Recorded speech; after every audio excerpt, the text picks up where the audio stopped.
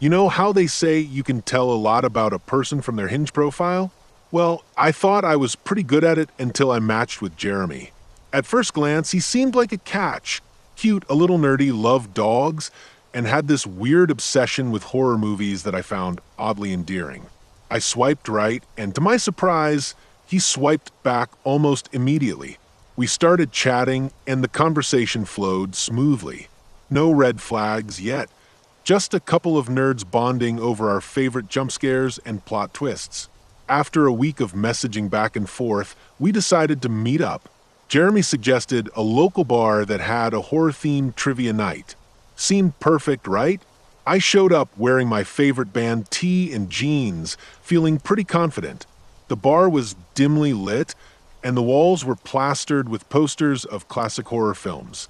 I could hear the faint sounds of laughter and clinking glasses mixed with the occasional scream from the trivia host, who was dressed as Dracula.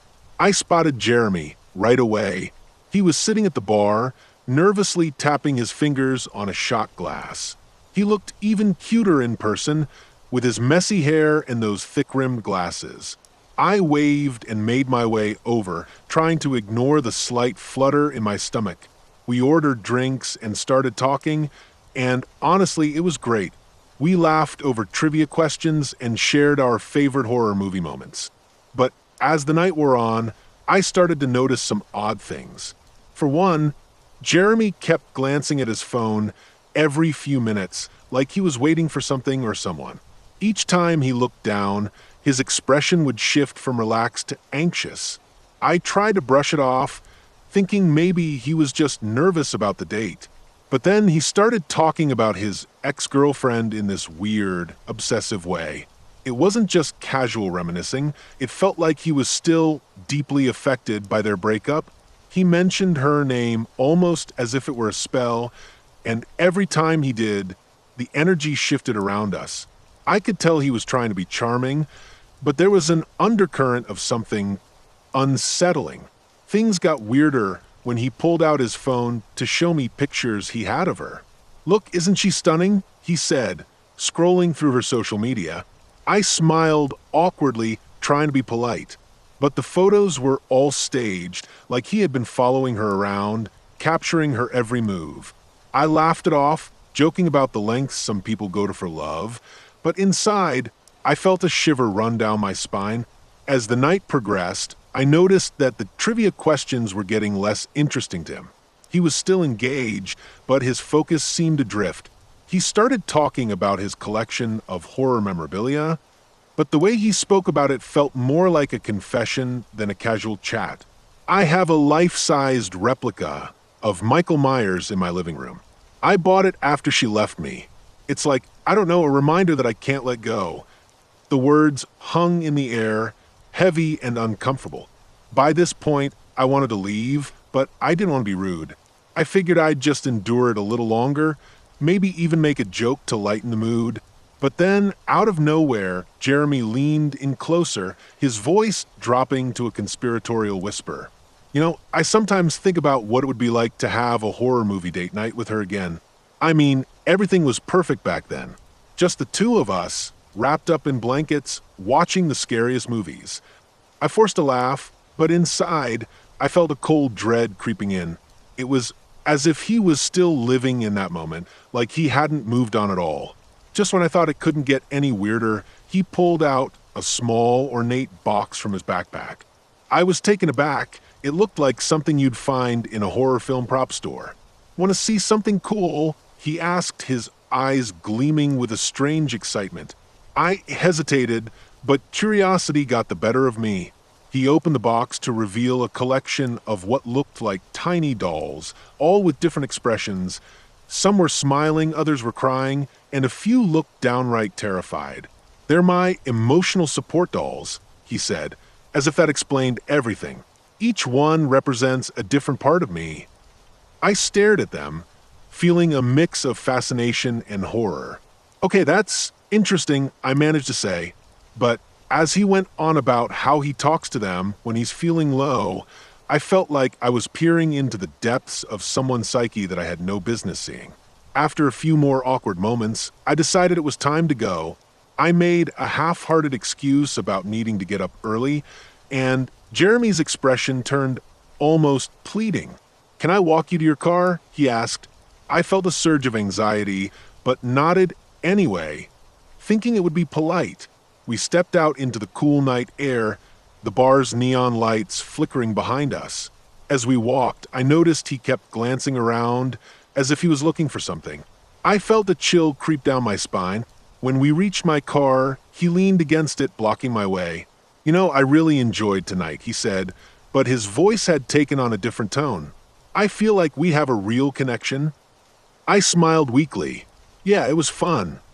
I fumbled for my keys, trying to find a way to end the night, without making it weirder.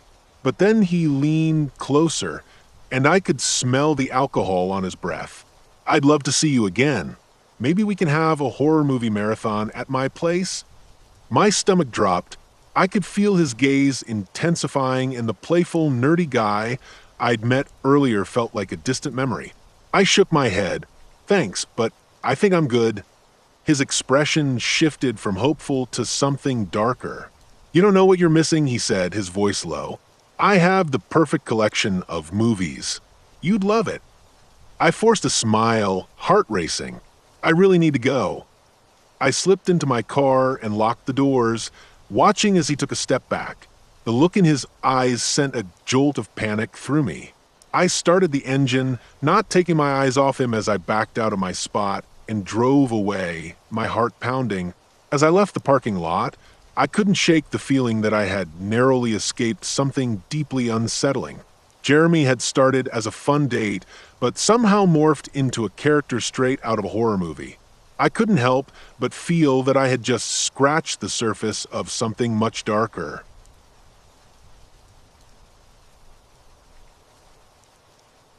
I was bored one night in a dimly lit diner on a Tuesday night, scrolling through my Hinge matches, but here I was fueled by a mix of boredom and a desperate need to escape my Netflix binge. The usual suspects filled my screen: the gym bros flexing in their selfies, the artsy types with carefully curated captions, and then there was him, Mark. He had this crooked smile that looked half genuine, half mischievous, and his profile said he was into exploring the unknown. Who doesn't love a little mystery, right? We started chatting, and I quickly learned he had a knack for storytelling. He spun tales about hiking through ghost towns and camping under the stars, and I was hooked. After a couple of days of back-and-forth banter, we decided to meet up. He suggested a local bar, an old haunt of mine, and I felt a little thrill of excitement. The night of our date, I arrived a bit early, nerves churning in my stomach. I ordered a drink and found a table in the back, trying to calm myself down. When he walked in, I nearly choked on my sip of whiskey. Mark was even better looking in person, his dark hair tousled just enough to look effortless. He scanned the room, and when our eyes met, he grinned and made his way over. We clicked instantly, or at least it felt that way. We laughed, shared stories, and I felt that familiar rush of attraction.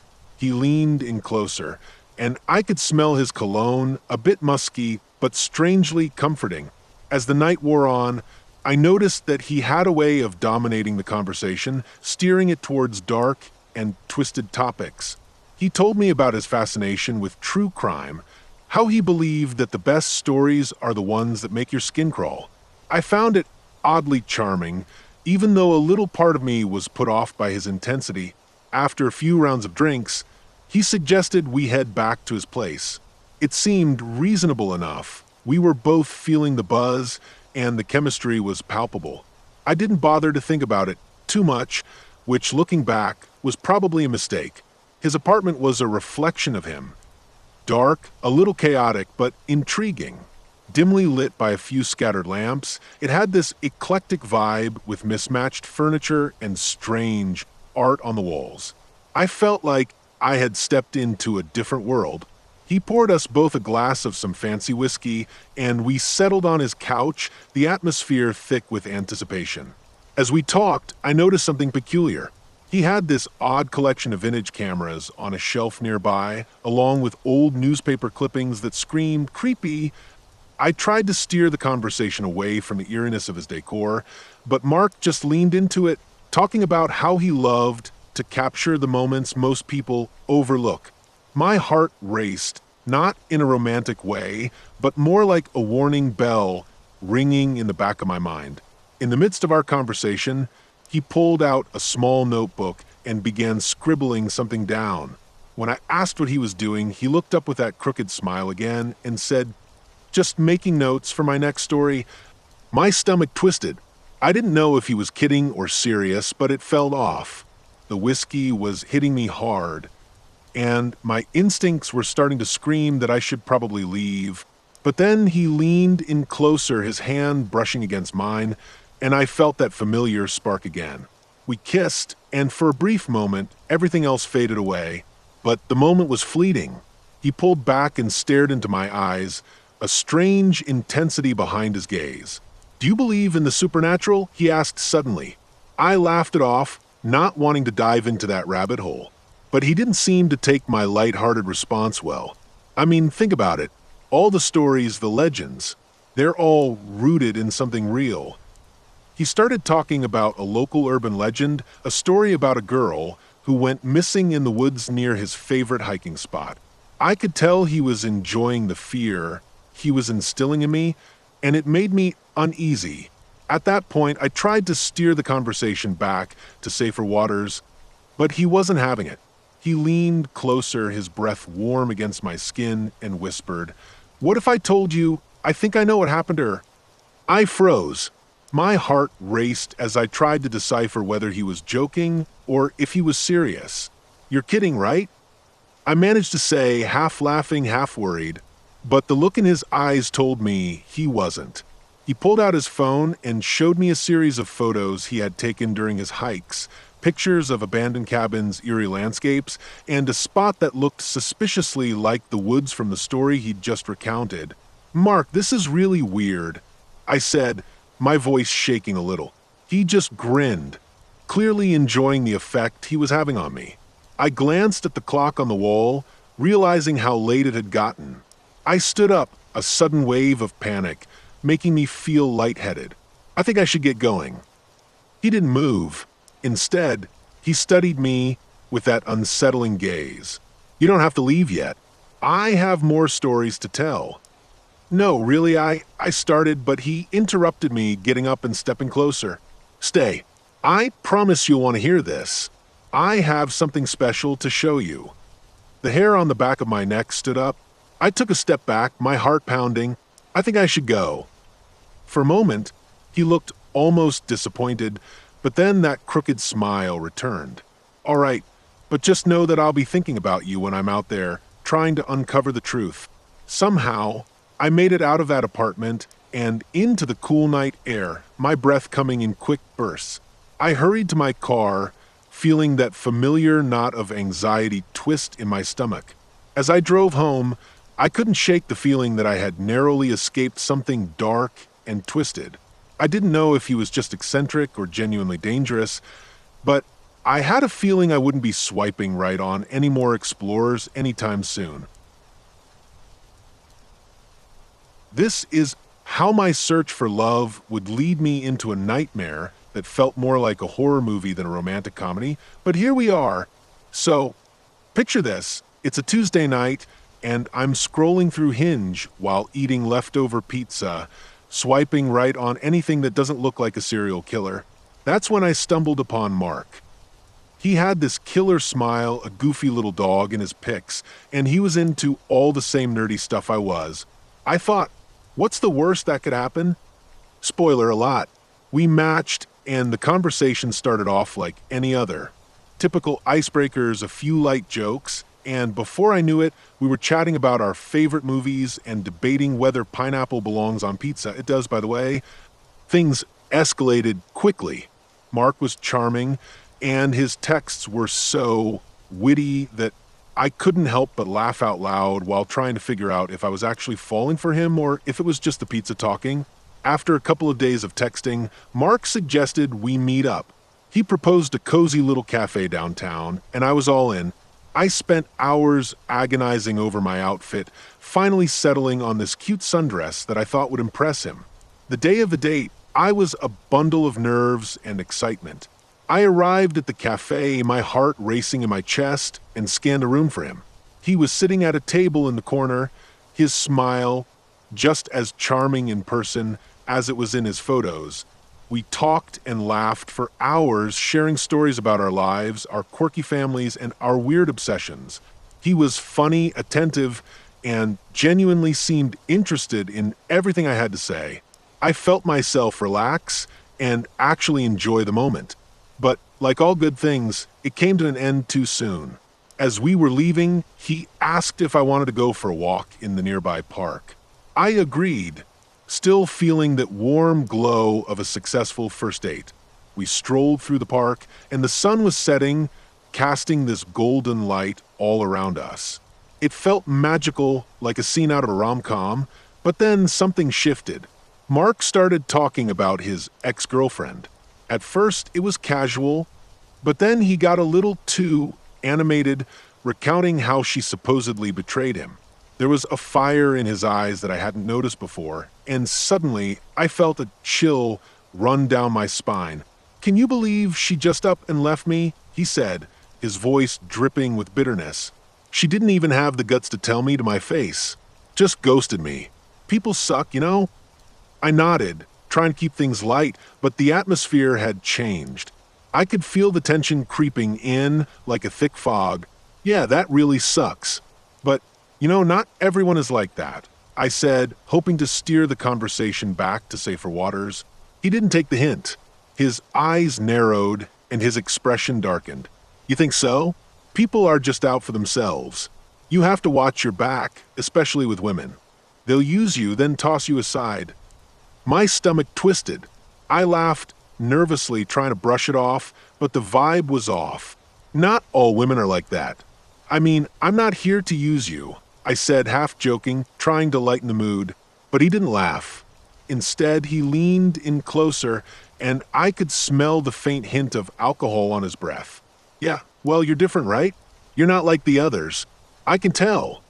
He looked at me intently, and I felt like I was being scrutinized under a microscope. It was unsettling. I glanced at my watch, realizing how late it had gotten. "I should probably get going," I said, taking a step back.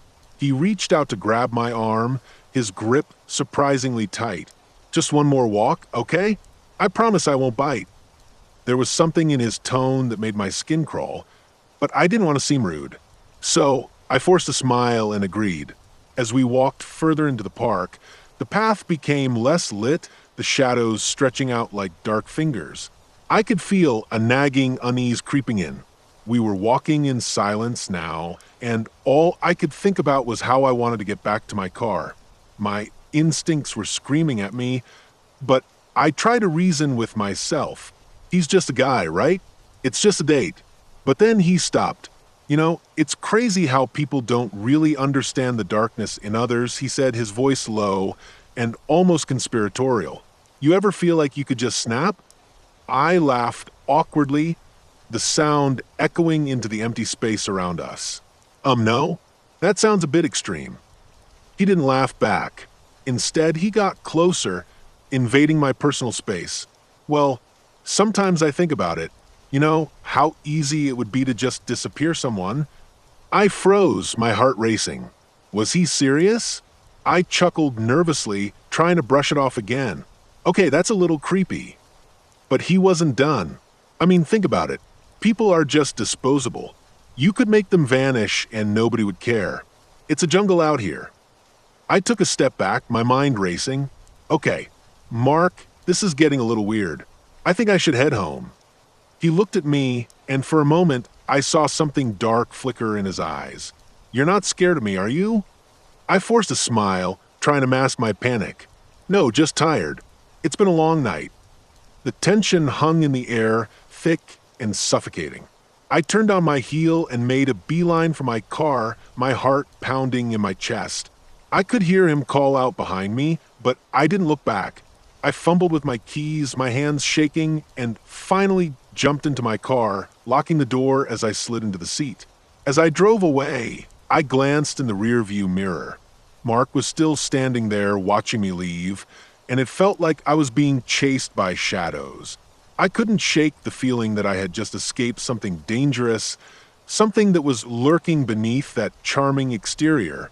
And as I drove home alone, I couldn't help but feel a shiver run down my spine, realizing that sometimes the darkness you fear isn't always lurking in the corners of the world, but can be smiling right back at you.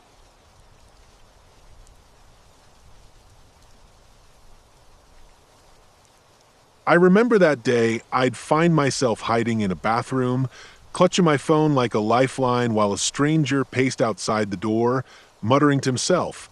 But here I was, my heart hammering in my chest, wondering how the hell I got into this mess after matching with a guy on Hinge.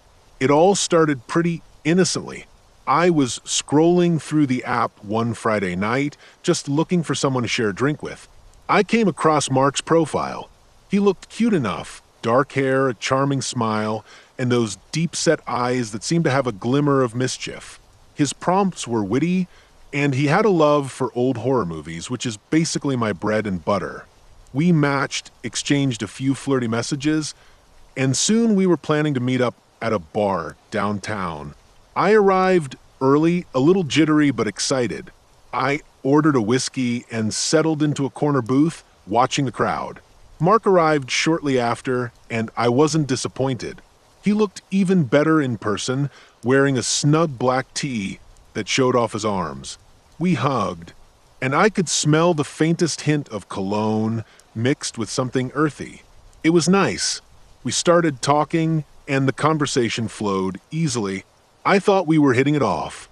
We laughed, shared stories, and even touched on our favorite horror flicks. But as the night wore on, I noticed something strange. Mark's demeanor shifted. He became a bit more intense, his laughter a little too loud, his gaze a bit too penetrating. I shrugged it off. Sometimes people just get enthusiastic, right? Then he mentioned wanting to show me something. I figured it was just a quirky bar trick or a hidden spot in the place, maybe a secret menu item or a cool mural. He took my hand a little too tightly and led me outside, down an alley beside the bar. The vibe changed instantly.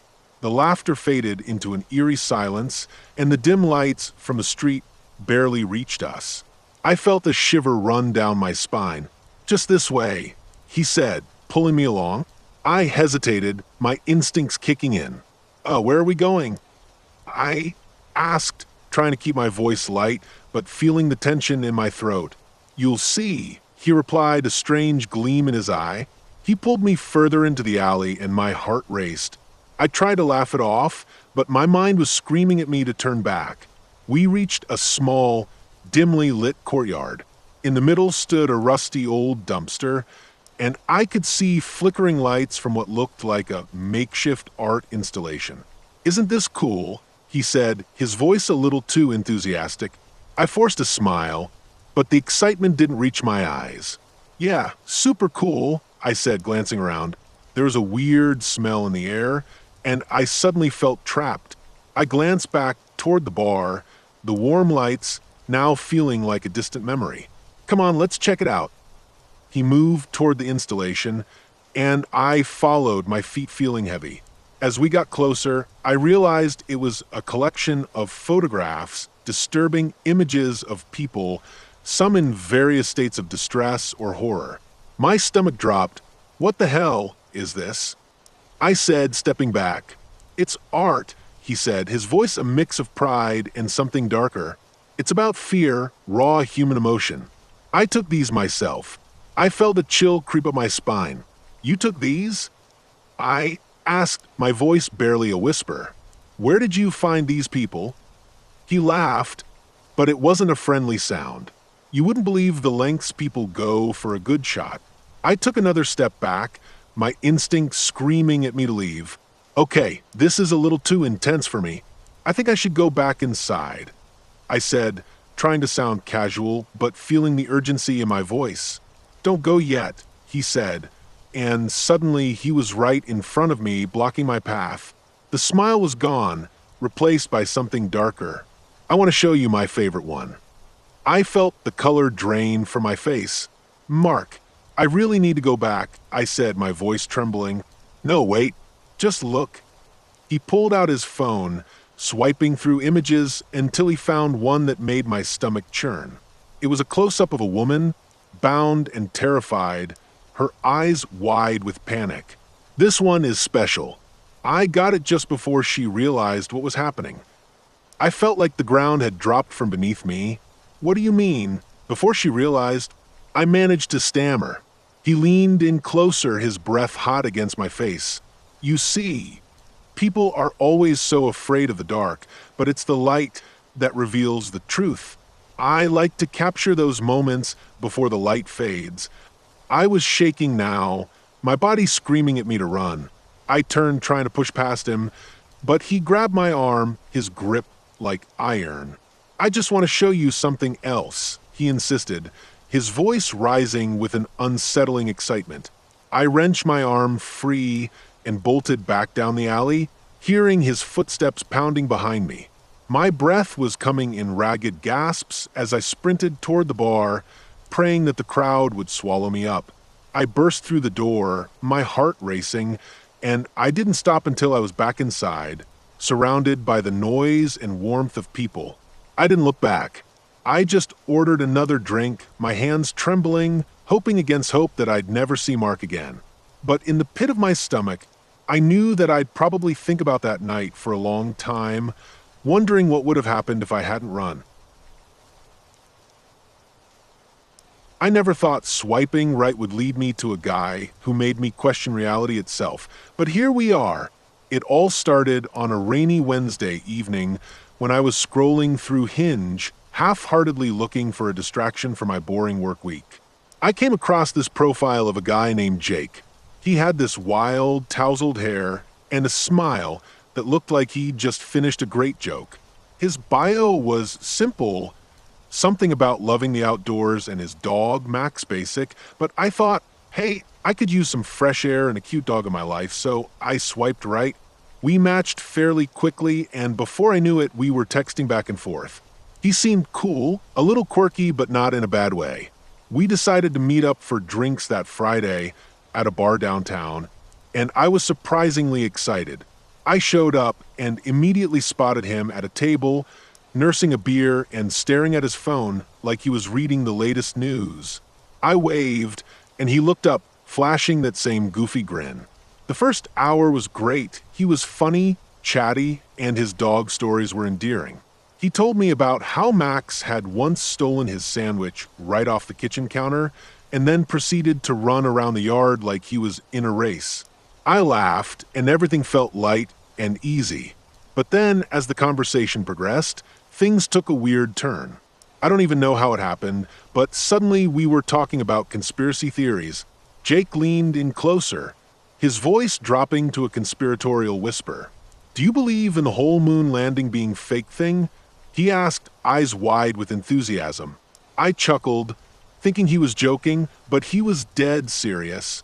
He launched into a whole explanation about government cover-ups and how the moon landing was staged in a Hollywood basement. I'd never met anyone who genuinely believed that stuff, and it was kind of entertaining, so I played along, rolling my eyes and throwing in my own sarcastic comments. But then he started talking about a secret society that controlled everything from the government to social media. It was wild. He seemed so passionate about it, and I was just sitting there, mouth slightly agape, trying to keep the mood light. He was cute, but this was a little too far out there for me. As the evening wore on, he started getting more intense.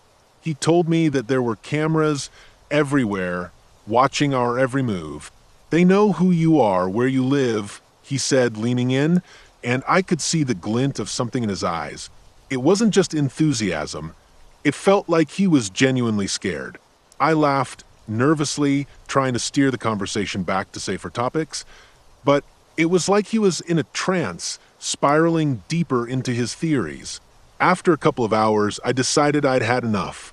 I'd seen enough movies to know when to exit a conversation. I told him I had an early morning and needed to get going. He looked disappointed but nodded, and we walked outside together. As we stood there waiting for my ride, he suddenly grabbed my arm, his grip surprisingly tight. "You need to be careful, okay? People like us, we're the ones they watch. Trust no one."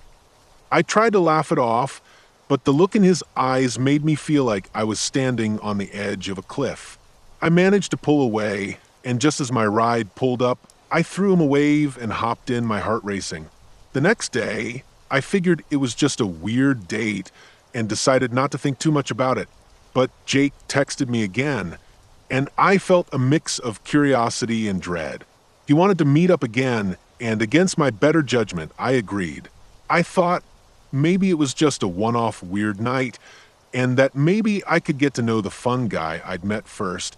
So, we met again, this time at a coffee shop. He seemed a little calmer, and we spent some time talking about more normal stuff, but the conspiracy talk was still lurking beneath the surface. As we chatted, I noticed he kept glancing around, like he was checking for someone.